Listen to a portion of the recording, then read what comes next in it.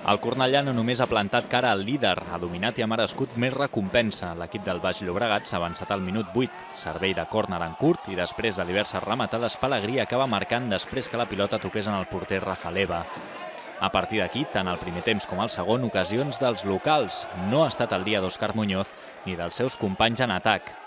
I quan perdones ho pots acabar pagant. I això ha succeït. Al minut 86, una centrada de Diego Fernández l'ha rematat a boca de canó i sol Javi Sánchez, desatant l'eufòria del líder.